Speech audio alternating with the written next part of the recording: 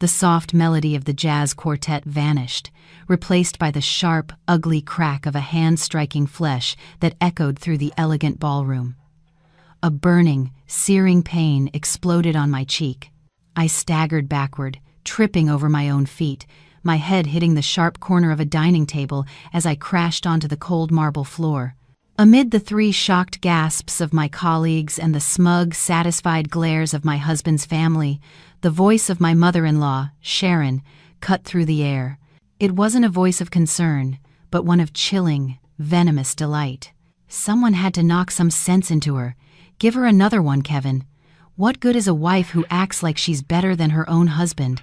No matter how successful you think you are, Grace, at home, you're just the wife. And tonight, not even God can save you. At the absolute bottom of my pain and humiliation, I fumbled for my phone, my fingers dialing a familiar number as I whispered through a torrent of tears. Ethan, please, save me. God didn't save me that night. But my brother did. And to think, this entire nightmare began just 30 minutes earlier, in what I believed was the happiest moment of my life. That evening, in the opulent starlight room overlooking the glittering expanse of Chicago, I thought I was the most fortunate woman in the world. My name is Grace Anderson, and dressed in a stunning emerald silk gown that my husband, Kevin, had picked out for me, I sat surrounded by jubilant congratulations. This party was for me. After 7 relentless years of dedicating my life to my career, I had finally been promoted to Vice President of Project Development at one of the country's largest real estate firms. I glanced at Kevin, at my in-laws, at my smiling sisters-in-law, and I truly believed that my success was their pride. I thought that 7 years of being a patient daughter-in-law, 7 years of being a devoted wife, had finally earned me their acceptance. I was so wrong. It was a fatal miscalculation. The celebration was in full swing when my CEO, a kind, middle-aged man who had always been my mentor, stood up to raise his glass. "If I could have your attention for a moment," he began, his voice warm. "I am truly overjoyed and immensely proud to have an employee as exceptional as Grace Anderson. She is not only brilliant and talented but possesses a will of iron." He turned to Kevin, clapping him warmly on the shoulder.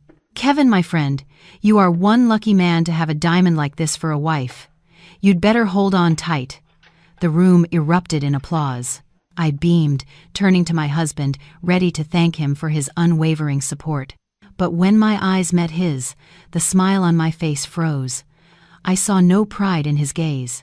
Instead, I saw a deep, simmering resentment.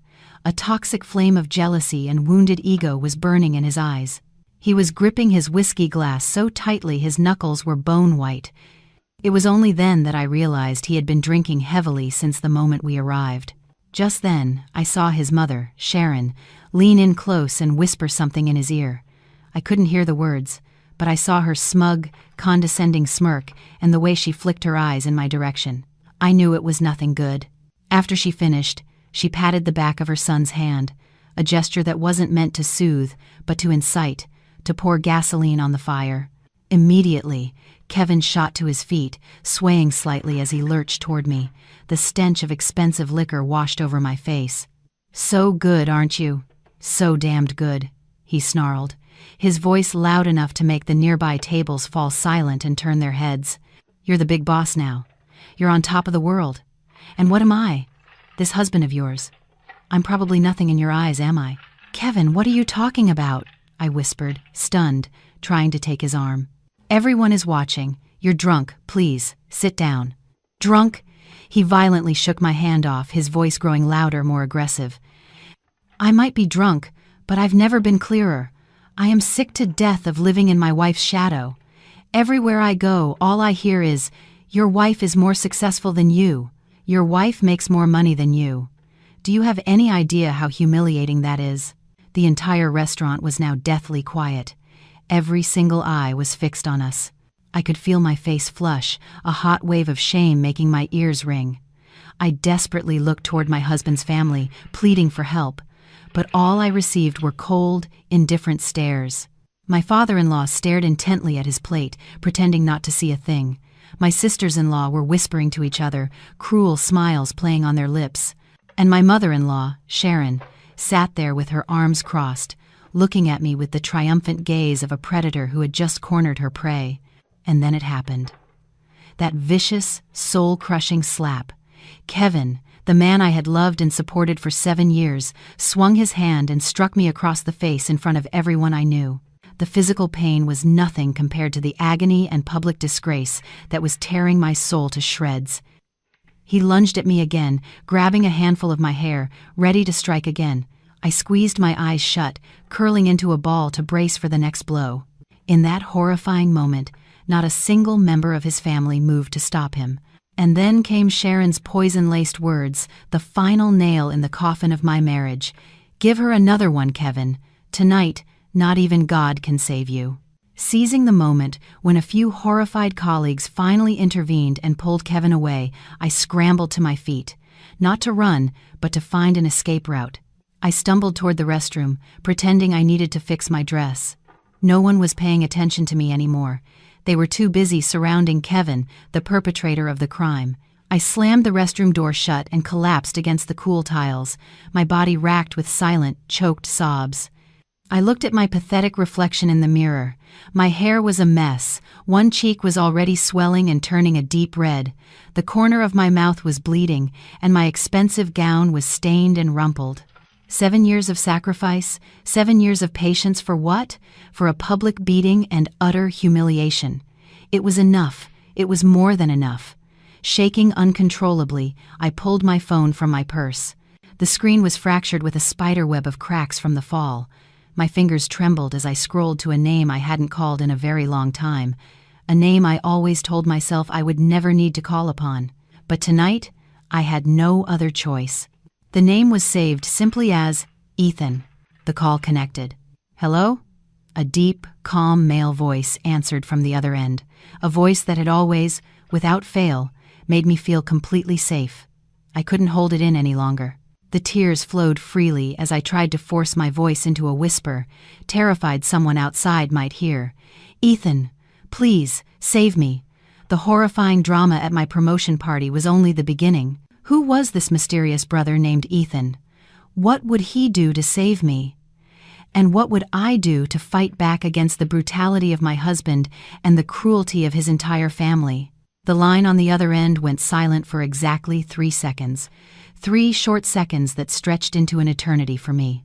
I could almost picture the change on Ethan's face, his usual stoic expression hardening into something sharp and cold as steel. Then, his voice came through, devoid of any panic, just a chillingly calm authority. "Where are you?" "The Starlight Room, at the Pinnacle Tower," I choked out, trying to make the words clear. "Go into the women's restroom. Lock the main door. I'll be there in 15 minutes. He spoke in short, clipped sentences, then hung up. It wasn't a suggestion, it was a command. And in the midst of the chaos, that simple command was a lifeline, bringing a strange sense of security to my storm-tossed soul. Shaking, I did as he said. I stumbled into the largest stall and locked the flimsy door. I slid down to the cold floor, hugging my knees to my chest, my entire body still trembling from the pain and the adrenaline. 15 minutes. I just had to hold on for 15 minutes. Outside, the clamor seemed to have subsided. The party was clearly over. I could hear my mother-in-law's shrill, commanding voice echoing in the hall. "Clean this mess up. What are you all standing around for? This is just our luck. We come for a celebration and end up with a disaster. Where's Kevin? Get him home, now." Drunk and making a scene, utterly humiliating. Not a single word of concern for the daughter-in-law her son had just brutally assaulted. In her eyes, I was just bad luck, the source of the trouble. Then I heard Kevin's voice, slurred with alcohol. "Where's my wife? Where is she hiding? I'm going to teach her a lesson tonight, see if she ever disrespects me again." His heavy footsteps grew closer, approaching the restroom. My heart hammered against my ribs. I held my breath, pressing my hand over my mouth to stifle a sob. "Grace, get the hell out here."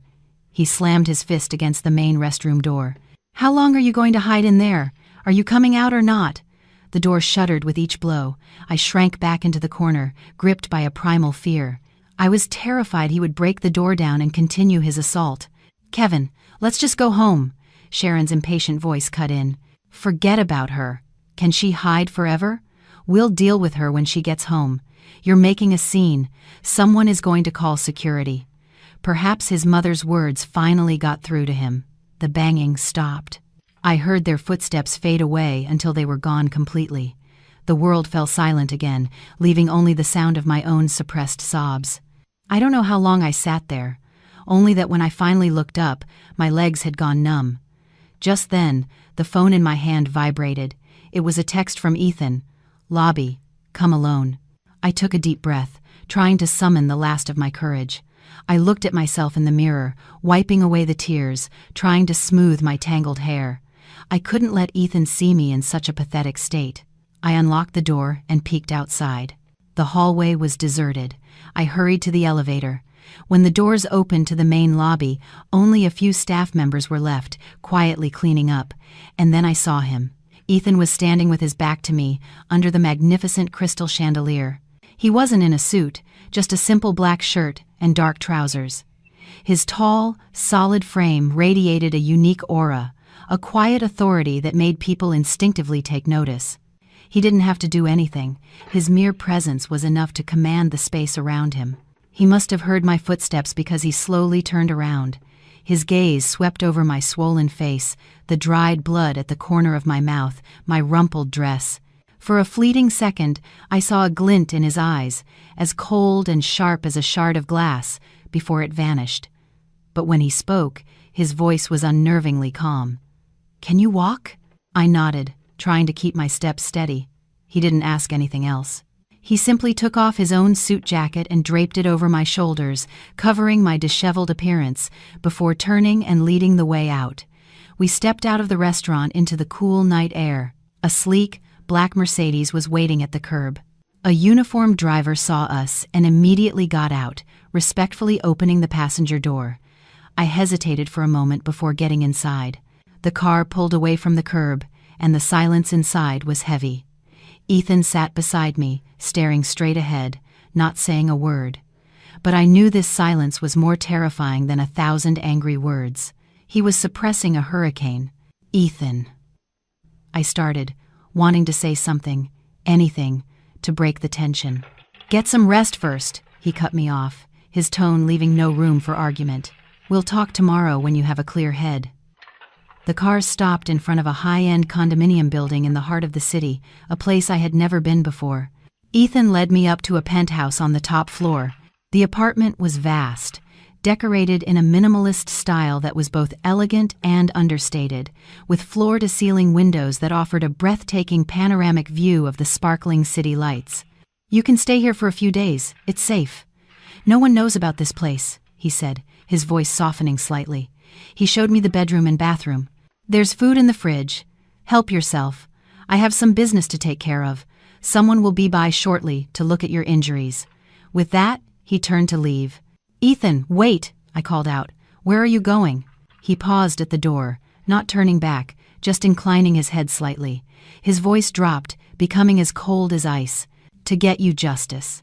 He didn't explain what he was going to do, but I knew with a chilling certainty that someone was going to pay a very high price for this night. As the door clicked shut behind him, I noticed that on the glass coffee table he had left a brand new smartphone, still in its box. My old phone, with its shattered screen, was probably useless now. His quiet, thoughtful gestures were always like that, but it was that same silence that now filled me with a deep sense of dread. I knew Ethan was not an ordinary man. His aura, his composure, and the way he handled things all pointed to a significant power operating behind the scenes. To get you justice. Coming from him, those words were not just a simple promise, they were a verdict. Was he going to do something reckless? What would happen to Kevin and his family after tonight? Suddenly, a sound from the new phone Ethan had left pulled me from my spiraling thoughts. A text message had just arrived from an unknown number, but its content was more shocking than the physical assault I had just endured. My entire body went cold. The message was short, but every word hammered into my already chaotic mind. "Miss Anderson, do you want to know why your husband, Kevin Miller, suddenly needed so much money he had to embezzle from your company? 10 a.m. tomorrow. Cortado Cafe. I'll give you the answer. Embezzling company funds? Kevin? How could those two words possibly exist in the same sentence? He was the company's head of sales, a man who always prided himself on his integrity, at least professionally. He could be abusive, he could be weak-willed, but embezzlement? I couldn't believe it. Who sent this message? Why did they know about Kevin's actions? And why contact me at this exact moment? Was this another one of my in-laws' cruel tricks, a scheme to pin more blame on me? Just then, the doorbell chimed. I jumped, my heart leaping into my throat. I remembered Ethan's words. Someone would be by to look at my injuries. Cautiously, I peered through the peephole. A middle-aged woman with a kind face, wearing a white coat and glasses, stood waiting patiently. I let out a breath I didn't realize I was holding and opened the door. "Miss Anderson?" "I'm Dr. Evans. Ethan asked me to come by," she said, her voice soft and warm. She examined my injuries with gentle, professional hands. The bruise on my cheek was beginning to swell and darken, and the cut on my lip was small but deep. "It's mostly soft tissue damage, thankfully. Nothing broken, Doctor," Evans said, after her examination. Then her eyes softened with concern. "But I can see some older, faded bruises on your arms and shoulders. It seems this isn't the first time." Her words were like a needle, piercing straight through the wall of denial I had so carefully built around myself. I said nothing, but a fresh wave of tears welled in my eyes. She was right. This wasn't the first time. The first time was about a year after our wedding. Kevin had come home drunk, and for no reason other than me nagging him about it, he shoved me to the ground. That time, he had knelt and cried, begging me to forgive him, blaming it on work, stress, and the alcohol. I believed him, and I forgave him. Then came the second time, and the third, and the times after that. The excuse was always the same. I was drunk. I'm too stressed. I didn't mean it. And after every incident, he would be filled with remorse, showering me with attention and affection. And I, like a fool, kept softening, kept telling myself that he loved me, that it was just a momentary loss of control. I hid it from everyone, especially from Ethan. I was ashamed, terrified of worrying him, and still clinging to the fantasy of a perfect marriage. "My dear," Dr. Evans said with a sigh, setting down her medical kit. "Silence is the soil in which evil grows. The more you endure, the more an abuser will escalate. Please, think carefully about what you need to do for yourself." Her words were like a bucket of ice water, shocking me into clarity. For 7 years, my silence had been his permission. My endurance had transformed him from a man with a temper into a monster without restraint. After Dr. Evans left, I sat alone in the vast, silent apartment. The physical pain was fading, but the ache in my soul was sharper than ever. I picked up the new phone. On the contact list, there was only one number saved, Ethan. I hesitated. Should I tell him about the anonymous text? I knew he would worry, that he wouldn't let me go, but I had to go. I had to know the truth. If Kevin really did this, I needed to know why. The next morning, I made my decision. Without a word to Ethan, I chose a conservative pantsuit, applied makeup to cover the worst of the bruising, and took a taxi to Cortado Cafe. I picked a table in a quiet corner by the window where I could see everyone who came in. My nerves were frayed. At exactly 10 a.m., a woman in her 40s, impeccably dressed but with a haggard look on her face, walked into the cafe. Her eyes scanned the room and then locked onto mine. She walked directly to my table. "You're Grace Anderson?" she asked, her voice raspy. I nodded. She sat down without ordering anything, placing an expensive leather handbag on the table. From it, she pulled a thick manila folder. "I don't have much time," she said, her voice laced with bitterness. "I'm here because I'm a victim, just like you. I'm Diana Wallace. My husband is the CEO of Wallace Development, your company's biggest competitor." I was floored. The wife of our chief rival? Why was she seeking me out? "My worthless husband," she spat, her teeth clenched, "has been using a shell company, a company registered under your husband's name to launder money. He colluded with Kevin Miller, luring him into gambling, creating enormous debts for him. Then, he used those debts to force Kevin to embezzle your money and steal your company's confidential documents to pay it off. His ultimate goal is to bankrupt your firm, and your husband is nothing but a disposable pawn who will take the fall for all of it. Every word she spoke was like a lightning strike to my brain. It was a horrifying conspiracy, a tangled web of lies and criminality. My husband, Kevin, wasn't just an abuser. He was a gambler, an embezzler, a puppet dancing on someone else's strings. "Why are you telling me this?" I asked, my voice trembling. "Because I can't take it anymore," she replied, her eyes bloodshot. "He didn't just betray me. He's planning to drain our family's entire fortune to fuel his addiction. I've gathered enough evidence to expose him, but I need your cooperation. You have the proof of Kevin's embezzlement. If we work together, we can put both of those bastards in prison." She pushed the folder across the table toward me. "This is just a fraction of what I have. Bank statements, recordings of their conversations. Look it over, then decide. I'll give you 2 days." With that, she stood up and left as quickly as she had come, as if afraid of being seen. I sat there alone, my limbs feeling heavy and useless, staring at the folder on the table. The truth was 1,000 times worse than I could have ever imagined. My life, my marriage, it was all just a piece in a dirty, calculated game. On the way back, I got a call from Ethan. He did not sound pleased. "Where were you?" I stammered. "You went to meet that woman, didn't you?" His voice turned cold. "Don't lie to me, Grace. I've had someone watching you since this morning. I told you to stay in the apartment. Do you have any idea how dangerous that was?" I was silent. I knew he was only worried about me. "Come back here. Now," he ordered. "I'm waiting for you." When I walked into the penthouse, Ethan was standing by the window, his arms crossed, his face a mask of controlled fury and unconcealed worry. I knew I was wrong to act on my own. "I'm sorry," I whispered. "Sit down," he cut me off, gesturing to the sofa. I obeyed, not daring to look him in the eye. He walked over and placed a container of hot soup on the table. "Eat first, then we'll talk." While I ate, he sat in silence, watching me. His quiet disapproval was more unnerving than any lecture. When I finished, he finally spoke, his voice softer but still deadly serious. "Grace, do you know why I worry about you so much?" I shook my head. "Because you're my sister. You're the only family I have left in this world." He looked at me, his gaze deep and intense. "Do you remember? 20 years ago, on a stormy night, a drunk driver crashed into the foster home where we lived. That crash, it took my parents. I was a 10-year-old boy, and I had to watch them die. I thought I would drown in that grief, that I would be alone forever. But then, you showed up. A tiny, 5-year-old girl, so skinny and frail, but with the brightest eyes I had ever seen. You came over to me, took my hand, and said, 'Don't cry anymore. From now on, I'll be your family.'"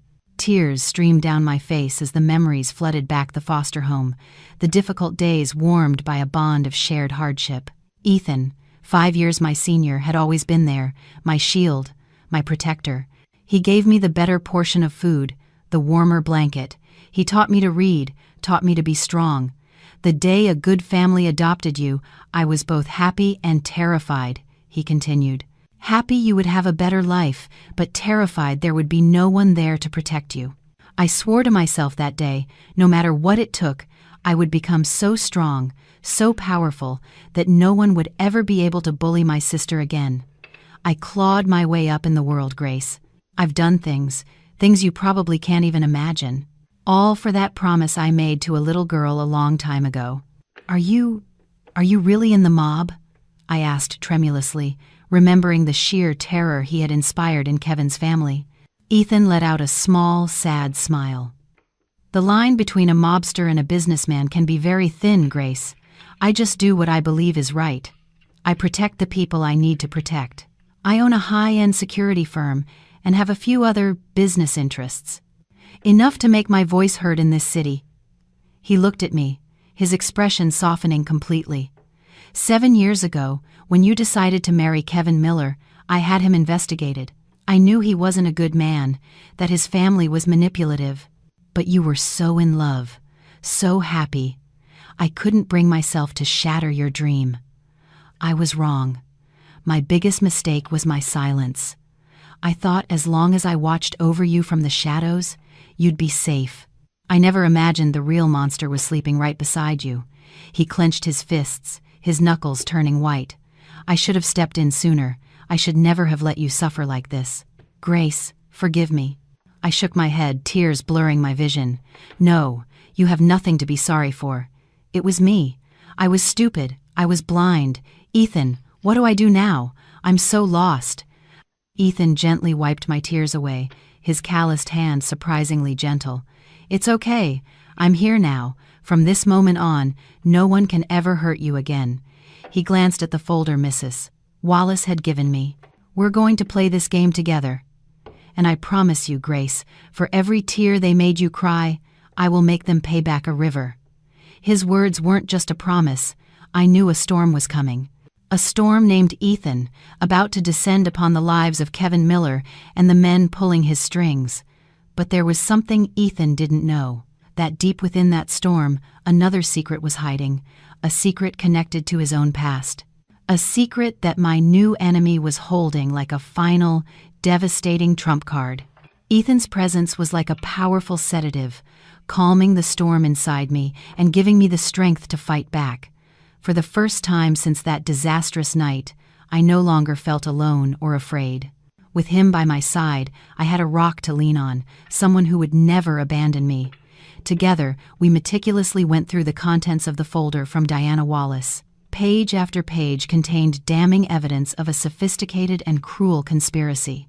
Under Wallace's manipulation, Kevin had established a shell company, ostensibly for importing construction equipment. This company then created fraudulent contracts with overseas suppliers, which was a front for moving money out of the country. That money was a mix of funds Kevin embezzled from my accounts and loans from ruthless loan sharks.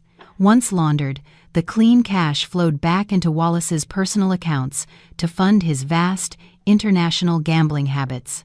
In this elaborate scheme, Kevin was nothing more than a pathetic, disposable pawn, exploited to his breaking point without ever understanding the true scale of the game. "The kid is a fool," Ethan murmured, his expression a mixture of anger and pity. He thought he was making big moves, proving himself to his wife, but all he was doing was digging his own grave. "He doesn't deserve pity," I said, my voice as cold as steel. "Stupidity isn't an excuse for criminality. He stole my money, he brutalized me, and he has to pay the price for what he did." Ethan looked at me, a flicker of surprise in his eyes that quickly turned into satisfaction. "That's my sister. So what's your next move? I can have my guys, deal with both of them." One night, problem solved. I shook my head firmly. "No, I don't want violence. I want them to be utterly and publicly destroyed by the law. I want them to feel what it's like to lose everything, just like they planned to do to me." I looked him straight in the eye, my voice filled with a newfound resolve. "I'm going to file for divorce, I'm going to press charges, and I'm going to reclaim every single thing that belongs to me, down to the last cent." Ethan nodded, a rare smile gracing his lips. "Good. If that's your decision, I'll back you all the way. In this chess game, you'll be the one to call checkmate." But we were so focused on our next move that we never saw the enemy's counterattack coming. After the disastrous party, the Miller family had gone completely silent. Kevin didn't call or text.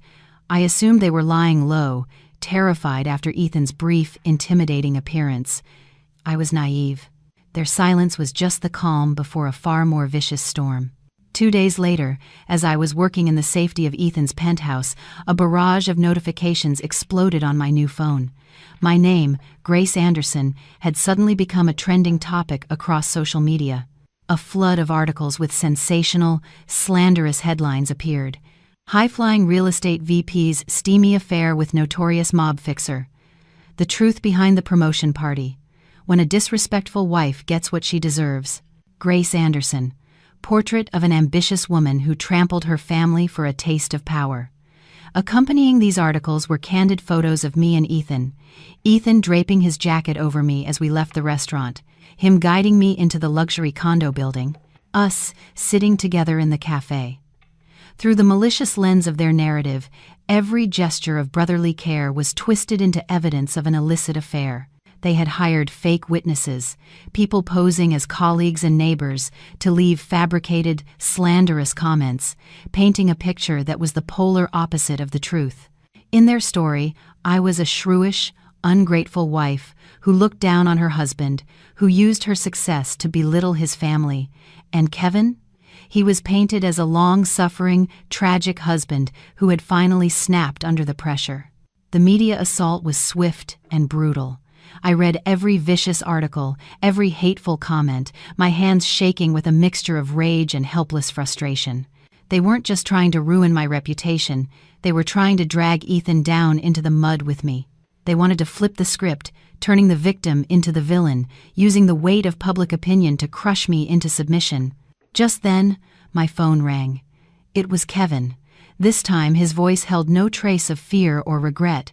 It was dripping with smug, arrogant triumph. "Well, having fun yet? You're famous now," he sneered.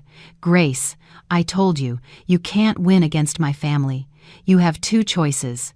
One, you come home, get on your knees, and apologize to my mother, and we drop this whole divorce thing. Or two, you stay there with your mobster boyfriend and wait for society to spit on you, for your company to fire you, and for your life to be completely destroyed. The choice is yours." You are a despicable monster," I seethed. "Monster? Compared to what you've done to my family? This is nothing. I'll give you one day to think about it. Don't make me resort to more drastic measures," he said, then hung up before I could respond. I threw the phone onto the sofa, a feeling of utter powerlessness washing over me. I had severely underestimated their capacity for filth. They weren't just abusive and greedy. They were diabolically clever in their cruelty, willing to use the lowest tactics to get what they wanted. Ethan, who had been standing silently nearby, picked up the phone and scanned the articles. His face was a frozen mask of tranquility, but I knew that beneath the surface, a tsunami of rage was building. "They've just crossed the final line," he said, his voice low and dangerous. "I was going to let you handle this, let the law take its course. But it seems some kinds of trash can't be cleaned up with conventional methods." He pulled out his own phone and dialed a number.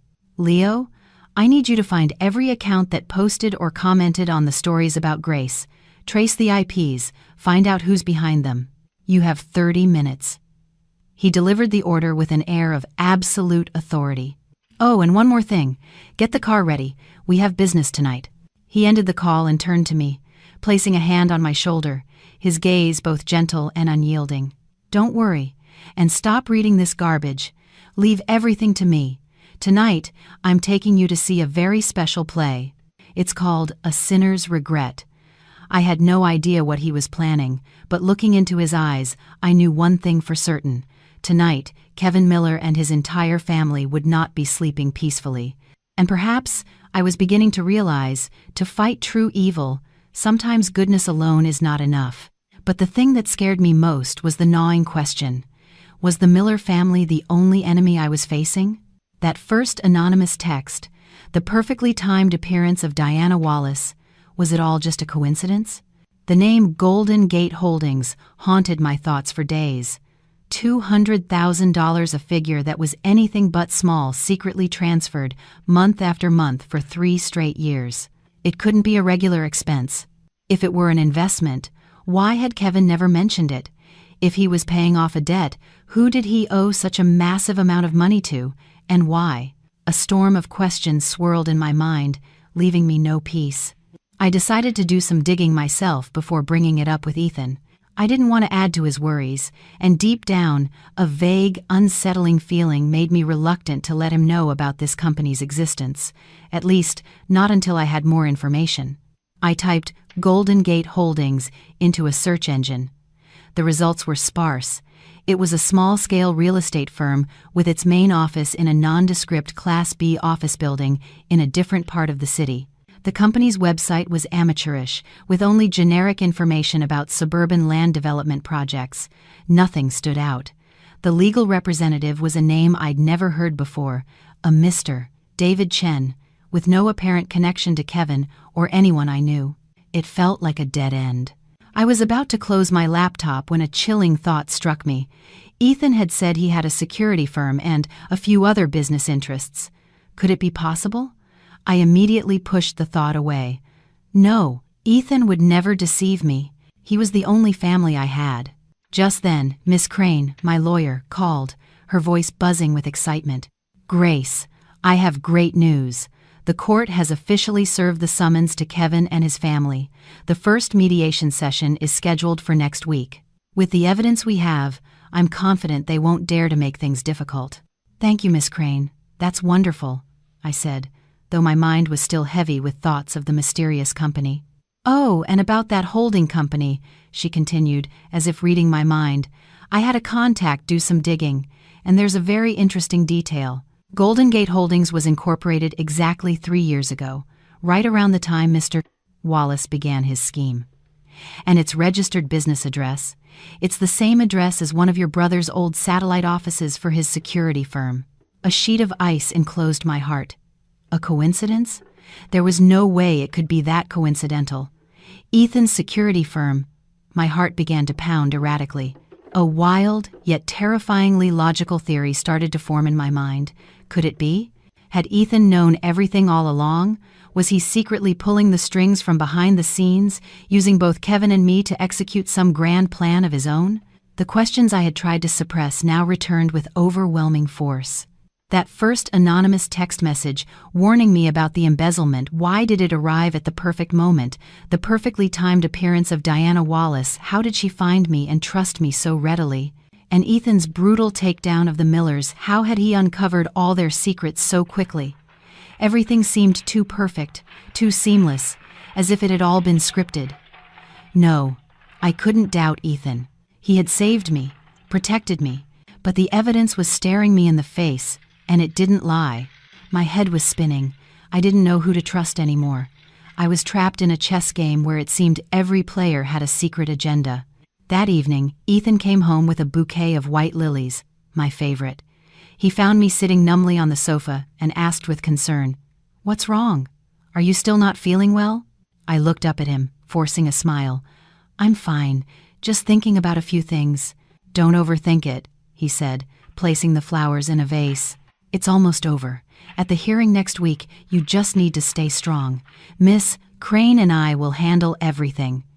His voice was as warm and reassuring as ever, but for some reason, I felt an invisible wall between us. I looked into his eyes, searching for an answer, but his deep, dark gaze was like an abyss I couldn't penetrate. "Ethan," I blurted out, Do you know a company called Golden Gate Holdings?" Ethan froze for a split second, his hand hovering over a lily, but he recovered almost instantly, turning to me with a calm smile. "Golden Gate Holdings? The name sounds familiar. Some small real estate company, I think. Why do you ask?" He was lying. I knew he was lying. That momentary pause, however brief, didn't escape me.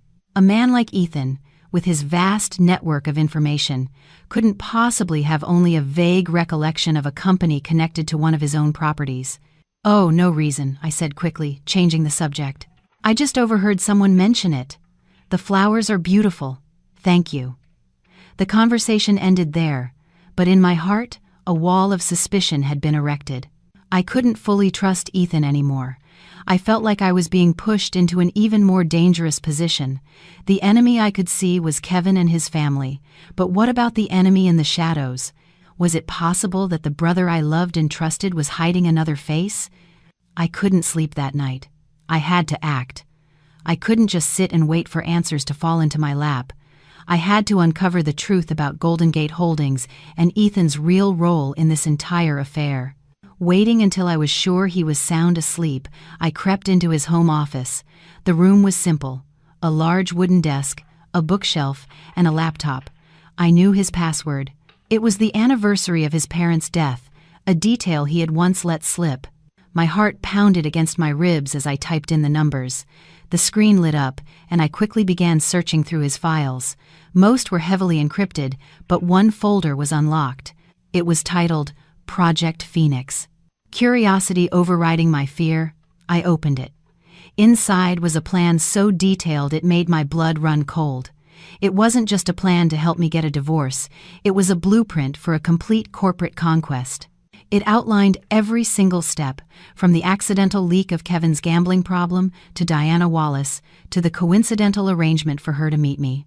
It even detailed the use of Golden Gate Holdings to funnel the money Kevin embezzled, a brilliant move to create irrefutable evidence against him while simultaneously placing my stolen assets under Ethan's protection.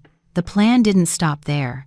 The next phase detailed how, after Wallace's company inevitably collapsed, another anonymous corporation would acquire it for pennies on the dollar. The owner of that corporation was, of course, Ethan. My whole body trembled. It was all a performance, a grand play with Ethan as the director. He knew everything from the beginning. He had even helped push Kevin further down the path of self-destruction. He had used me, used my pain, as a pawn in his elaborate game of revenge and corporate warfare. I had escaped one gilded cage only to walk straight into a far more sophisticated trap. The brother I revered was just as calculating and ruthless as the Miller family. As I was about to close the laptop, one last file in the folder caught my eye. It was named The Final Secret. I hesitated. Could I bear to learn another devastating truth? But I had to know. I clicked it open. The file contained a short video clip. It was from a dashcam, recording a horrific accident on a rainy night. A large truck, speeding recklessly, slammed into a car stalled on the side of the road. The driver of the car was thrown from the vehicle, landing motionless on the wet pavement. I recognized the scene instantly. This was the accident that had taken the lives of Ethan's parents over 20 years ago. But why did he have this video? The camera then panned to the driver of the truck, who scrambled out in a panic. The image was grainy and blurred by the rain, but I could still make out the face. A face I could never forget. It was Kevin's father. My world shattered in that instant. Kevin's father, Mr. Miller, the man who always appeared so respectable and kind, the man I had called Dad for 7 years, was the hit-and-run driver who had orphaned my brother. Everything clicked into place, forming a picture so monstrous I could hardly breathe. Ethan's entire, intricate plan, Project Phoenix, his long, simmering revenge against Wallace and Kevin, it all stemmed from this one, dark, 20-year-old secret. He wasn't just helping his sister, he was avenging his parents, and I was the unwitting key to his entire scheme. The world dissolved around me. Kevin's father, Mr.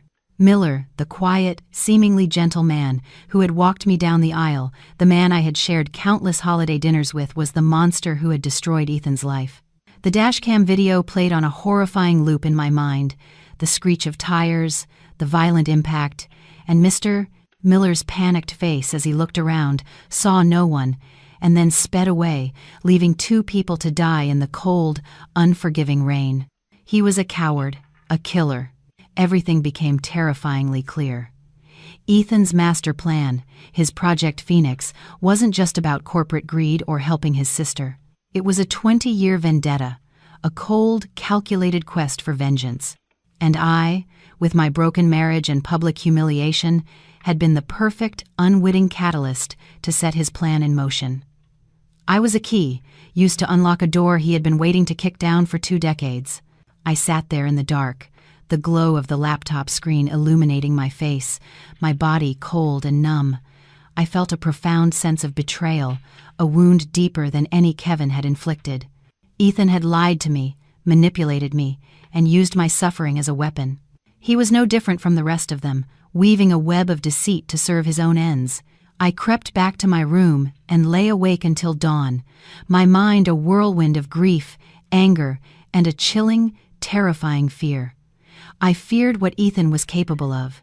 I feared the darkness that had been driving him all these years. He wasn't just a protective older brother, he was an avenger, and his justice was poised to annihilate the entire Miller family. But as the sun began to cast a gray light over the city, a sliver of doubt pierced through my emotional chaos. It was all too neat, too perfect.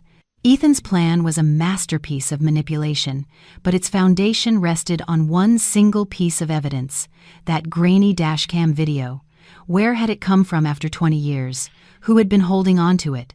A part of me, the part that had spent years evaluating multi-million-dollar deals and spotting inconsistencies, couldn't just accept it. I needed to know the whole truth, not just the version Ethan had presented to me. I couldn't be a pawn in anyone's game. Not anymore. I had to find my own answers. I started with the video itself. I watched it again and again, this time not as a grieving sister, but as an analyst. I magnified the footage, looking for details. On the side of the truck, barely visible through the rain, was a faded logo, a stylized crossroads with the name Crossroads Freight. My investigation began there. The company had gone bankrupt over a decade ago, but corporate records are hard to erase completely.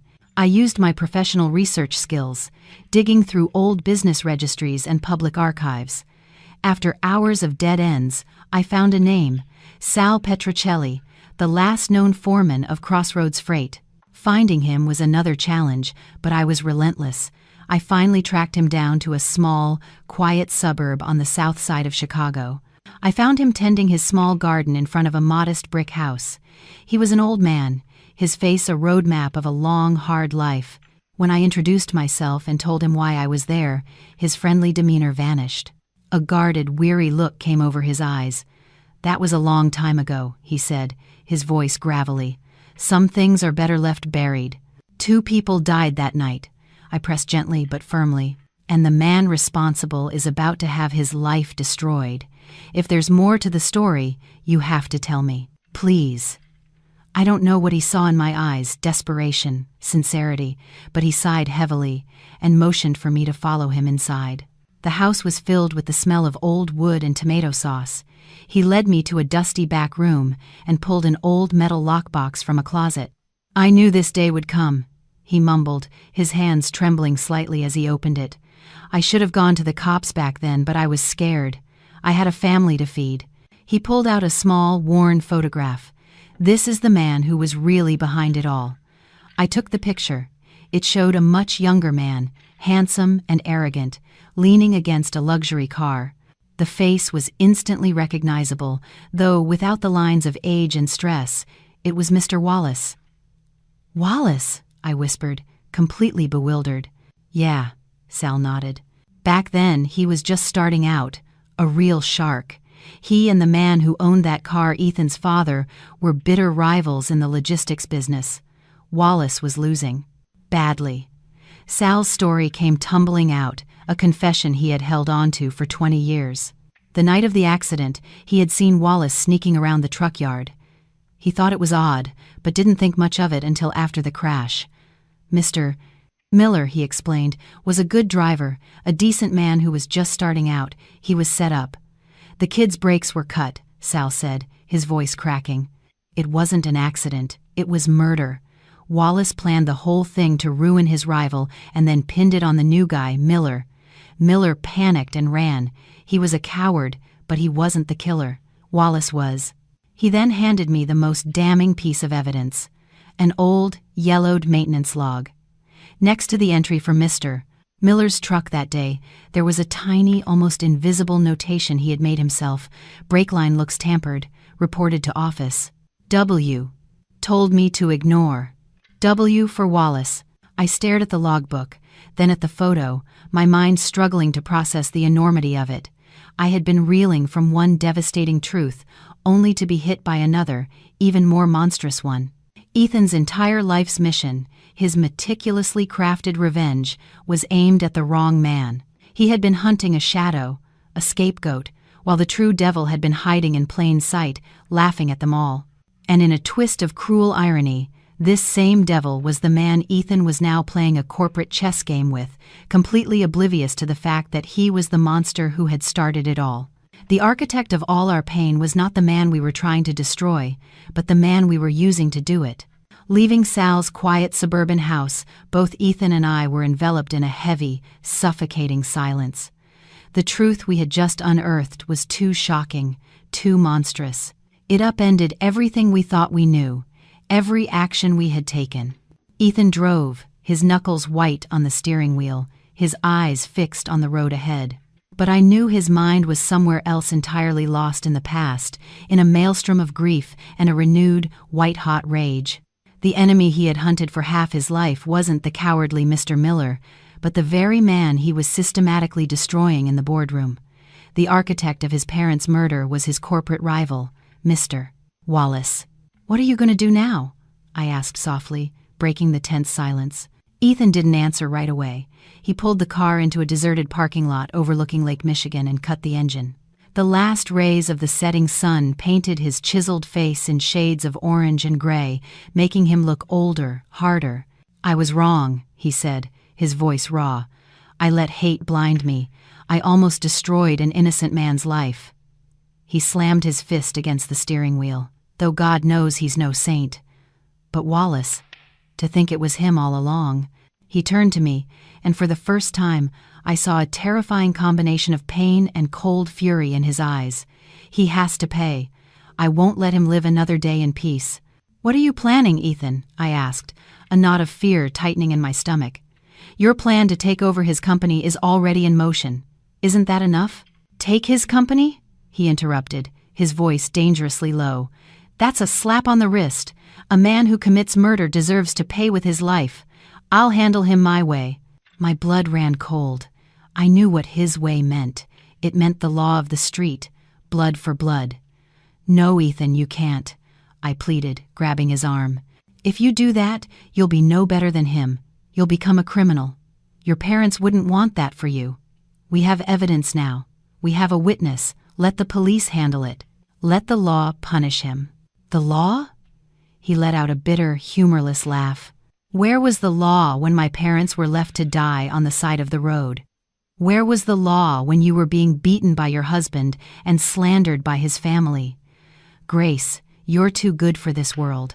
Some monsters can only be dealt with by force." For the first time, we were truly arguing.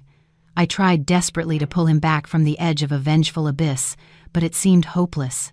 The hatred had been festering inside him for too long, and this new revelation had just fanned it into an inferno. Just then, Ethan's phone buzzed. It was Leo, his trusted assistant. "Boss, we have a situation. Wallace just called. He wants to meet you, tonight. Urgently." He sounded panicked, like he knows something is closing in on him. Ethan's expression sharpened. "Where?" "A private bar downtown. The Black Rose, VIP room, top floor, 9 p.m. "I'll be there," Ethan said and hung up, his face becoming a mask of cold calculation. The old fox can smell the trap. He must have realized someone is systematically dismantling his empire. "You're still going?" I asked, my voice filled with dread. "Ethan, it's obviously a setup." "So what if it is?" he replied with a chilling smile. "I'm also curious to see what tricks he has up his sleeve." He looked at me, his gaze softening almost imperceptibly. "Go home and rest, Grace. Leave tonight to me." But I couldn't. I couldn't let him walk into that danger alone. That night, I told Ethan I was going back to the penthouse, but instead, I took a taxi and followed him from a distance. I watched his car disappear into the parking garage of the Black Rose, a notorious and chaotic nightclub. My heart hammered against my ribs. I couldn't go inside. All I could do was stand across the street in the shadows, my eyes glued to the windows of the VIP lounge on the top floor, praying for his safety. Time crawled by. Every minute felt like an hour. Then, after what felt like an eternity, I heard it faintly at first, then louder the sound of shouting, of glass shattering, and then a single, sharp, deafening bang that ripped through the night. A gunshot. My world stopped. Ethan. I didn't think. I just ran, dodging traffic, sprinting towards the club. People were screaming, pouring out of the entrance in a panicked mob. I fought my way through the crowd, pushing my way up the stairs to the second floor. The hallway was blocked by the club's security, but I could see past them, toward the partially open door of the VIP room. I saw figures struggling inside, and then I saw Ethan. He was clutching his arm, blood seeping through his dark shirt. Across from him, Mr. Wallace stood, his face a grotesque mask of rage, a pistol in his hand. "Who the hell do you think you are?" Wallace shrieked, his voice cracking with madness. "You and that bitch, Grace, you're both going to die tonight." He aimed the gun directly at Ethan's chest. I screamed, a raw, terrified sound torn from my throat. Another shot rang out, but it wasn't Ethan who fell. In a blur of motion, Leo, Ethan's assistant, had burst into the room from a side door, smashing a heavy chair over Wallace's head. Wallace crumpled to the floor, unconscious. Instantly, plainclothes police officers swarmed in from every direction, securing the scene. It turned out Ethan had anticipated the danger all along. He had alerted the police, turning Wallace's ambush into an elaborate sting operation. The fight and the gunshots were part of his plan to catch Wallace in an undeniable act of attempted murder. I rushed to his side. "Ethan, are you okay?" "I'm fine," he said through gritted teeth, his face pale but his eyes clear. "It's just a graze." He looked at Wallace being handcuffed and hauled away, then he looked at me. "Sorry to make you worry." The monster was finally caught. But in that moment, as the adrenaline faded, I felt a strange emptiness. The arrest of Wallace had exposed a terrible crime, but it also meant that we had become central figures in a murder investigation that stretched back 20 years. As the police led Wallace away, he turned, his eyes locking onto me with pure hatred. He spat on the floor. "You think you've won?" he snarled, a malicious grin spreading across his face. "This is far from over. Why don't you ask your lawyer?" "Go on. Ask my dear cousin, Miss Crane, who she's really been working for this whole time." His words hung in the chaotic air. Another bomb dropped into the wreckage of our lives. The lead detective looked at us, his expression grim. "He's not entirely wrong, Miss Lime. Crane has been our confidential informant on Wallace for months, but I can assure you her motives were entirely her own." The final, venomous words of Mr. Wallace echoed in the aftermath, revealing a web of deceit more tangled than we could ever have imagined. Miss Crane, our trusted lawyer, the sharp, compassionate woman I thought was my advocate, was Wallace's cousin. She had been playing a double game, using me and Ethan as instruments in her own long, simmering family vendetta. The revelation was the last piece of a sprawling, multi-generational puzzle of hatred and betrayal. In the weeks that followed, the full, sordid history of three families, the Andersons, the Millers, and the Wallaces, was laid bare by a sweeping federal investigation. Wallace's confession, combined with the evidence from Sal, my grandmother's diary, and the contents of the USB drive from Diana Wallace, painted a complete picture of a dynasty built on lies and blood. The patriarchs of the Wallace and Miller families were not rivals, but brothers. They had orchestrated a decades-long scheme, a twisted play of feigned animosity to consolidate power and wealth by destroying their competitors and manipulating their own children. Their feud was a smokescreen to hide their collaborative crimes. The trial was a media sensation, a grim epic of American ambition curdled into pure evil. It was a story of stolen inheritances, swapped identities, and murders disguised as accidents. The court delivered the harshest possible sentences. The two masterminds, Wallace's father and Kevin's father, received life sentences without parole for orchestrating multiple murders and running a criminal enterprise. Wallace himself, for his direct role in the killings and financial crimes, received the same fate. The rest of the pawns in their game, Kevin, his mother Sharon, and others were given sentences that reflected their complicity. The scales of justice, after tilting for so long, had finally found their balance. After the verdicts, our lives began to slowly, cautiously move into the light. The truth about his adoptive father had shattered Ethan. He retreated into himself, locking himself away from a world that had proven to be a lie. But this time, he wasn't alone. My cousin Alex, who had flown back from overseas, and I refused to let him drown. We sat with him. We talked. We were simply present, reminding him that the family he had built on a foundation of love was real, even if the one from his past was not. The cold, hard shell of the underworld figure began to crack and fall away. Ethan dissolved his security firm, reinvesting his considerable assets into legitimate businesses and a charitable foundation dedicated to helping children in the foster care system. He was no longer an avenger. He was a builder, Alex, with his expertise in technology, founded a leading cybersecurity firm, working with law enforcement to prevent the kind of sophisticated financial crimes that had nearly destroyed us. My first priority was my real mother. We brought her back from the Vincent Institute, that house of horrors disguised as a hospital. Years of trauma had taken their toll, and her memory was a fractured mosaic. But in the quiet safety of a new home, surrounded by the unconditional love of her family, she began to heal. Some days, there would be a flicker of recognition in her eyes, a soft smile that was a ghost of the woman she once was. And for me, those small moments were everything. I also reached out to the woman who had raised me, my adoptive mother. I understood now that she too was a victim, a lonely woman used as a pawn her whole life. I brought her to live with us. The two mothers, one who gave me life and one who gave me a life, found a strange, silent comfort in each other's company in the twilight of their years. My marriage to Kevin was over, a painful chapter closed. Surprisingly, after he served his reduced sentence for his cooperation, he came to see me. He didn't ask for a second chance. He only offered a raw, honest apology and asked for one thing: the chance to be a father to our son. Seeing the genuine remorse in his eyes, I agreed. Our son deserved a father, and a father who had learned from his sins was better than no father at all. A year later, on a warm summer evening, we were all gathered at a cozy house by the lake. Me, my two mothers, Ethan, Alex, and my little boy, his laughter echoing in the garden. We were no longer broken pieces of separate, warring families.